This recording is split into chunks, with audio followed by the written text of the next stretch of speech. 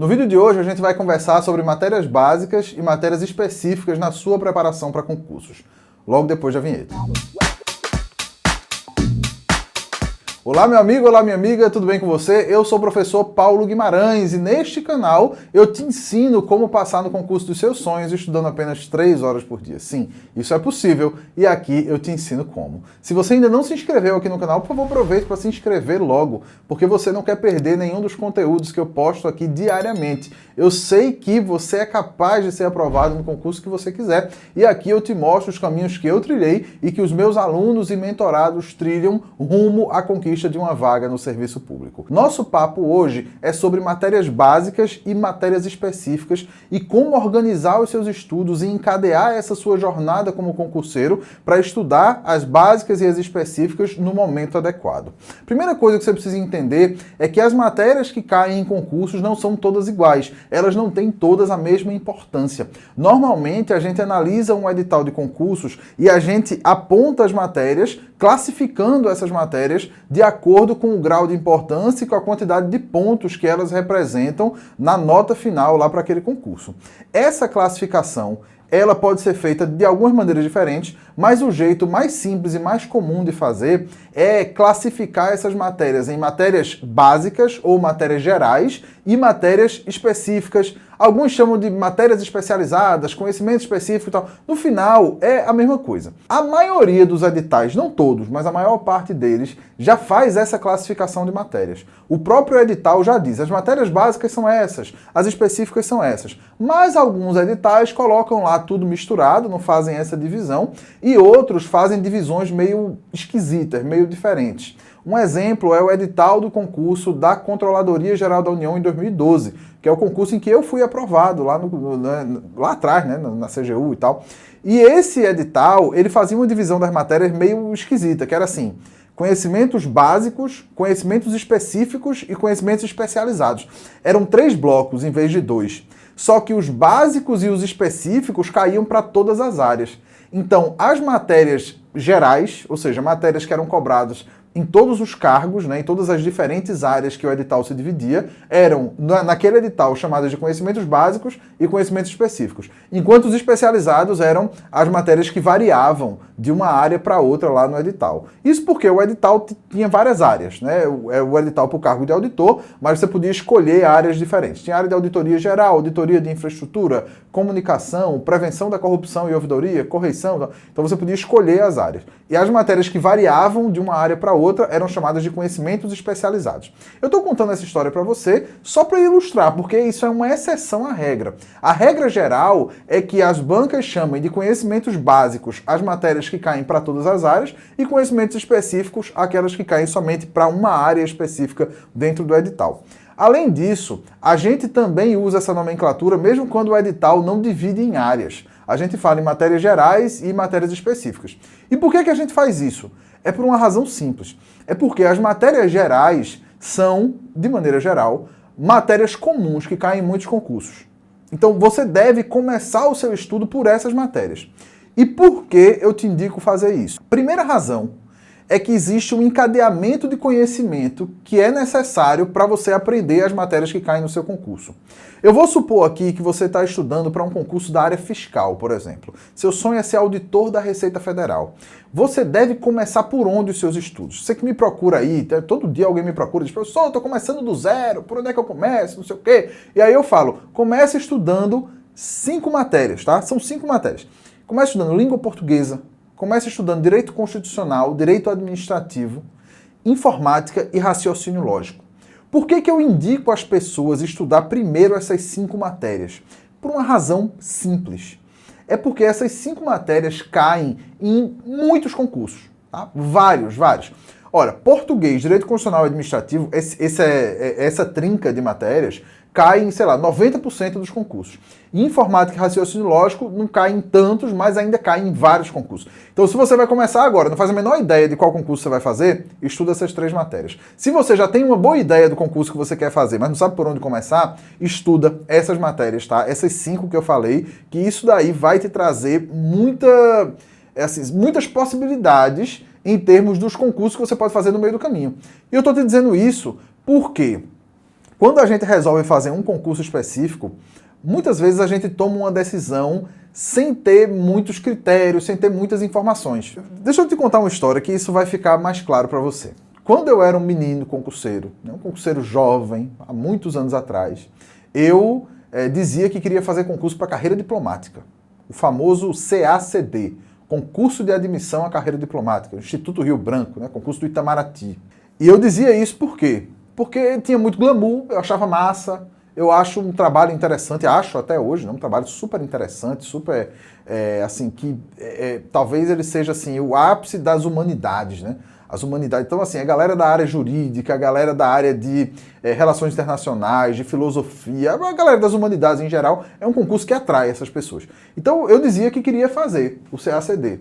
Só que antes eu resolvi fazer concurso de nível médio, tal, porque ainda faltava muito para terminar a faculdade, aquela coisa toda. Passei em alguns concursos, fui morar em Brasília, e quando chegou em Brasília eu pensei, pô, agora eu vou me dedicar ao CACD. E logo nessa época, teve uma palestra que eu fui com um diplomata sobre a admissão, sobre o concurso de admissão. E chegando lá, esse diplomata explicou várias coisas, falou da carreira, como funcionava, como era lá dentro, como era a remoção para postos do Brasil no exterior, explicou um monte de coisa e tal. E eu saí daquela palestra decidido a não fazer mais o concurso. Eu percebi que aquilo não era para mim.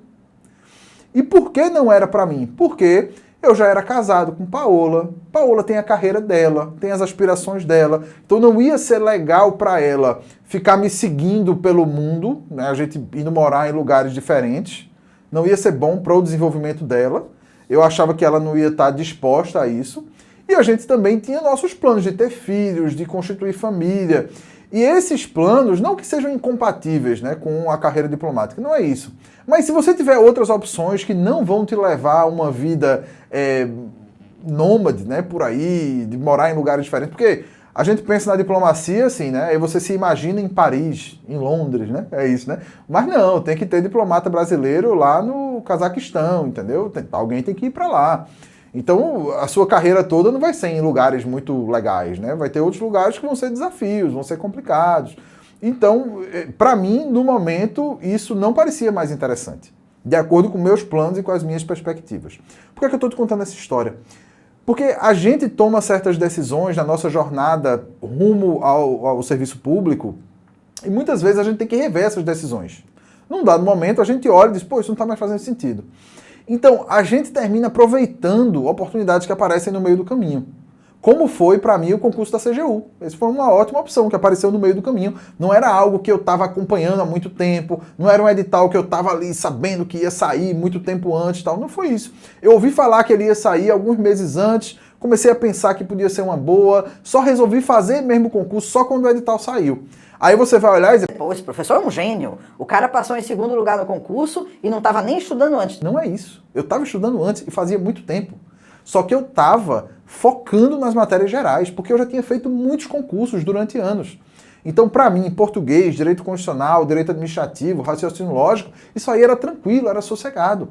E ainda tinha mais umas matérias da CGU que eu já tinha estudado por causa de outros concursos que eu tinha feito. Eu já tinha estudado administração financeira orçamentária, já tinha estudado administração pública. E quando saiu o edital, eu olhei aquela quantidade enorme de matérias, mas vi que eu já tinha estudado grande parte delas. E que o que eu ia precisar estudar do zero era novidade, era coisa que ninguém estava esperando. Então, para mim, ficou tranquilo. Eu olhava e dizia, são matérias que eu gosto, que eu acho interessante, que ninguém estudou antes, porque ninguém sabia que ia aparecer no edital, então eu parto aqui de uma condição privilegiada, ainda que eu tenha resolvido fazer o concurso somente quando o edital foi publicado. Então, essas situações são construídas quando você dá a devida atenção às matérias gerais. E comece com essas 5 matérias. Elas te abrem muitas portas e elas te dão o direito de mudar de ideia.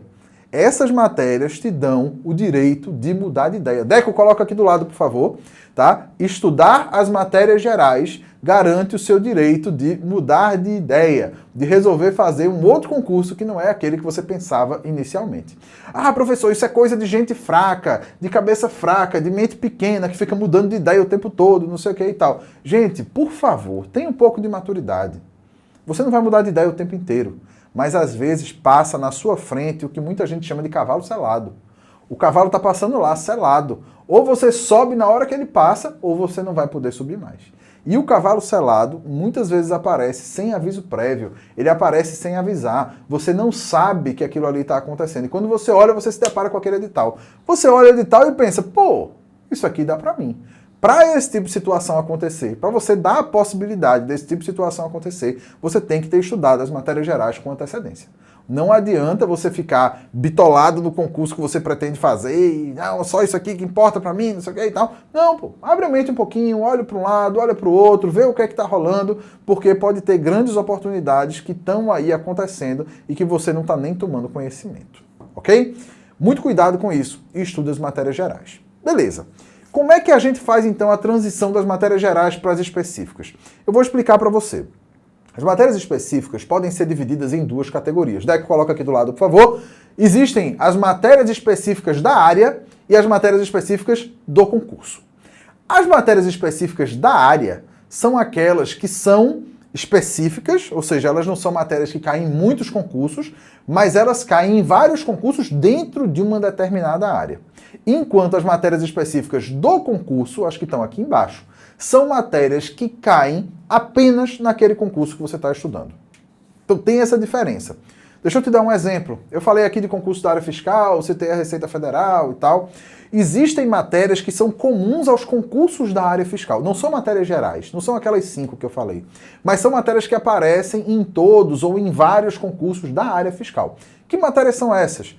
Direito tributário, legislação tributária, auditoria, contabilidade geral. Essas matérias estão presentes em quase todos os concursos da área fiscal. Se você está terminando as matérias gerais, essas 5 que eu falei, você pode passar para um ciclo intermediário estudando essas matérias que são comuns à área fiscal. Claro, se você decidiu fazer concurso da área fiscal.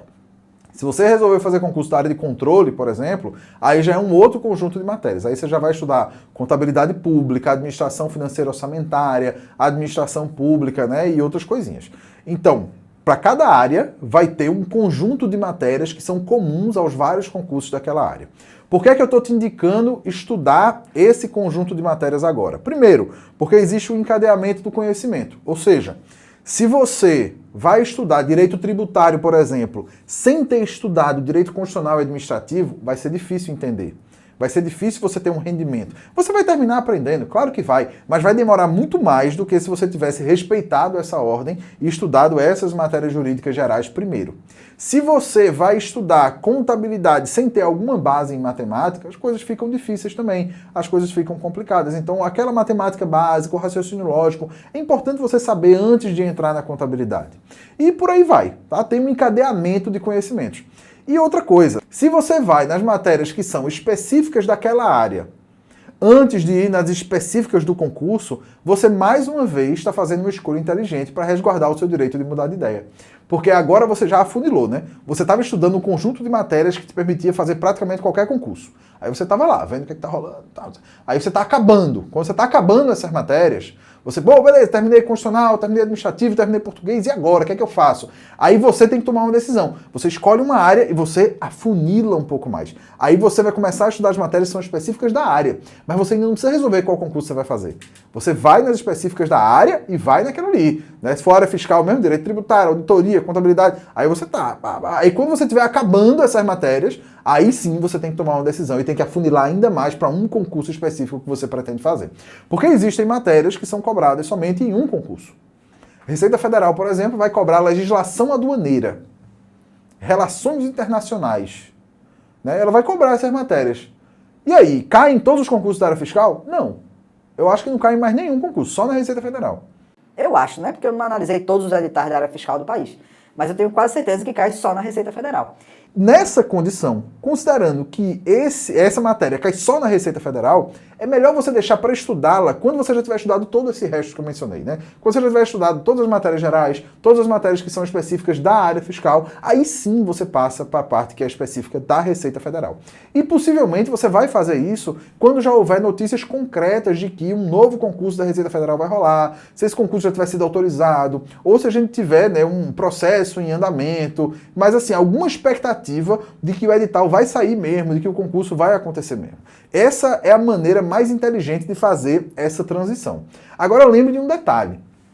Quando você faz a transição entre ciclos de estudo, Porque essa ideia do ciclo de estudo é o quê? Né? Isso aí quem inventou foi o professor Alexandre Meirelles, há muitos anos atrás. Né? O Alexandre Meirelles, ele hoje né, continua aí no mercado, um cara muito conhecido e tal. Mas assim, ele é um cara que é antigão no mundo dos concursos. Né? Quando eu comecei a estudar, há quase 15 anos atrás, ele já era um cara antigão. Então você tem uma noção, né? Um cara que tem muita experiência. E ele criou essa ideia dos ciclos de estudo. E o que é isso? É porque você estuda uma quantidade de matérias ao mesmo tempo. Não dá para você estudar muitas matérias ao mesmo tempo, senão a sua carga horária para cada uma fica muito pequena e você demora muito para progredir. Ao mesmo tempo, se você estudar uma matéria de cada vez, aquilo fica muito cansativo. Né? Você estuda muitas e muitas e muitas horas e vários dias seguidos aquela matéria. Tem gente até que faz isso, mas se torna muito cansativo, muito difícil. O que funciona bem para a maioria das pessoas é criar ciclos de estudo. Ou seja, são conjuntos de matérias que você vai estudar ao mesmo tempo. Então, geralmente, é porque isso vai depender da sua carga horária, de quantas matérias você vai colocar e tal. Mas geralmente um ciclo de estudos vai ter algo entre 4 e 7 matérias. E aí você pode começar pelas matérias gerais, aquelas 5 que eu mencionei para você, se as 5 couberem, obviamente, na sua carga horária. E na medida em que você for terminando essas matérias, você vai puxando matérias do ciclo intermediário, ou seja, as matérias específicas da área. Então, assim, só para manter o exemplo da área fiscal. Se você começa a estudar as 5 matérias, aí faz, beleza, terminei português. Então você tira português do ciclo e você coloca no lugar, por exemplo, direito tributário, auditoria. Ah, beleza, agora eu terminei direito administrativo. Aí você tira e coloca no lugar a contabilidade. Então você não passa de um ciclo para o outro de uma vez. Isso é uma mudança paulatina que você vai fazendo a cada vez que você vai terminando uma matéria específica. E do mesmo jeito, do intermediário para o avançado, você também vai dessa forma, né, tirando matérias e colocando novas matérias, lembrando sempre que você deve manter um esquema de revisão que te permita manter o contato com as matérias que já saíram do seu ciclo. Caso contrário, aquilo vai ficando lá no fundo da tua memória, você vai esquecendo os detalhes e tal, e depois você vai passar a grande raiva que o concurseiro passa na vida, que é você olhar uma questão, você saber que estudou aquele tema, mas você não conseguir responder, porque você não lembra de alguma informação importante. Isso acontece quando as suas revisões não estão sendo feitas da maneira adequada. Então, só fica esse lembrete para você, que é assim, não abandone as matérias gerais quando você passar para estudar as matérias específicas. Tá? Isso é uma coisa importante, você tem que manter as matérias gerais no seu ciclo, né, no seu esquema de revisão. Caso contrário, você vai ter esse problema de esquecimento. Tá? Era isso que eu queria trazer hoje sobre ciclos de estudo, sobre matérias gerais, sobre matérias específicas, tá? Aqui você vai aprender, né, aqui neste canal, você vai aprender tudo que eu tenho para ensinar sobre o estudo para concursos, e eu aqui te ensino como passar no concurso dos seus sonhos, estudando apenas 3 horas por dia. E os ciclos de estudo e essa orientação sobre matérias básicas e específicas são parte importante dessa jornada e desse ensinamento que eu trago aqui para você. Se você ainda não deixou o seu like neste vídeo, você está completamente equivocado. Por favor, deixe o seu like aqui se esse conteúdo te ajudou de alguma forma e compartilhe esse vídeo com outros concurseiros e outras pessoas que são pretendentes a um cargo público, para que essas pessoas também possam compreender a importância de estudar as matérias gerais e as matérias específicas na ordem correta, do jeito certo, do jeito mais inteligente possível, para maximizar o seu acesso às muitas oportunidades que o serviço público oferece. Se tiver ficado com alguma dúvida, os comentários estão abertos aqui e eu respondo todo mundo que comenta nos meus vídeos, tá? Então também nas outras redes sociais estão aparecendo aqui embaixo, você me encontra onde você quiser e onde você precisar. Não é difícil falar comigo, é só mandar uma mensagem que eu respondo todo mundo. Um abraço para você, bons estudos, sucesso e até a próxima. Valeu! Tchau, tchau!